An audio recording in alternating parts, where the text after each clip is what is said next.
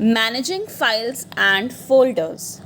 It is very necessary to manage our files and folders in an organized way in our computer system.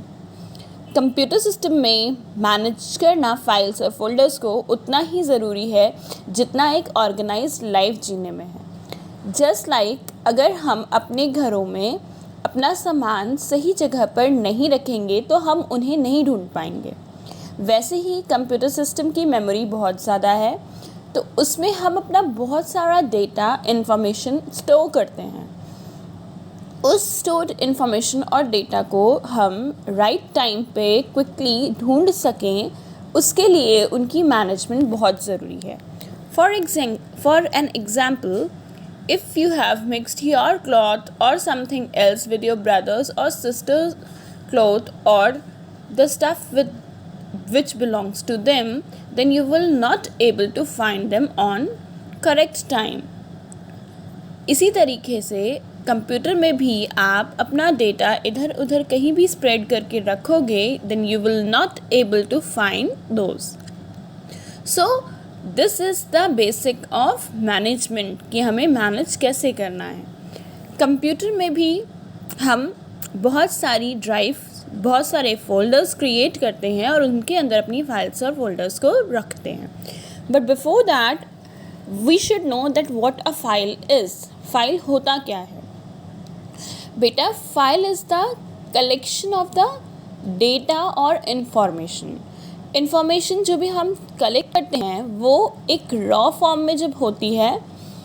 Raw form में means कि हमने उसको किसी तरीके से ऑर्गेनाइज नहीं किया है. फॉर एग्जांपल, आपने क्लास में बच्चों का इन्फॉर्मेशन को कलेक्ट किया, उसमें आपने उनका name, class, gender, father's name, mother's name, marks of the subject, सब कुछ क्रिएट किया. तो वो एक ऑर्गेनाइज्ड फॉर्म नहीं है. लेकिन अगर आपने उसको ऑर्गेनाइज कर लिया तो that will be the data. And data को अगर आपने कहीं एक पर्टिकुलर जगह पर सेट करके रखा तो वो उसकी फ़ाइल होती है. जस्ट लाइक आपने बच्चों के नेम्स को एक जगह एक फ़ाइल में रखा, आपने एक अलग चीज़ का डेटा, मार्क्स वाला डेटा अलग रखा, तो वो उसकी फ़ाइल हो गई. आपने उनके जनरल इन्फॉर्मेशन को एक जगह रखा तो वो उसकी फ़ाइल क्रिएट हो गई. तो means file is the collection of same kind of data. अगर एक टाइप का डेटा हम अच्छे से कलेक्ट करके ऑर्गेनाइज करके रखें तो हमारा फाइल क्रिएट होती है. एंड अगर हम उस फाइल को एक और अच्छी तरीके से ऑर्गेनाइज कर दें तो हमारे रिकॉर्ड्स बनते हैं. फॉर एग्जांपल, आपने सब कुछ सारा डेटा कलेक्ट किया, उसकी अलग अलग फ़ाइल बना ली. अब एक बच्चे की पूरी सारी फाइल्स को एक जगह रख दिया तो that will be the record of that child.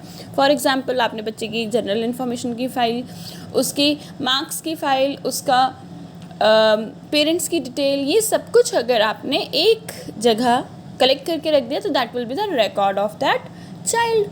So computer में भी इसी तरीके से होता है. और यहाँ पर रिकॉर्ड को हम फोल्डर्स में रखते हैं बिकॉज कंप्यूटर में हमें ये सब काम जो है वो मैनुअली नहीं करने. यहाँ पर कंप्यूटर हमें फाइल्स एंड फोल्डर्स की हेल्प से ये काम करवाता है.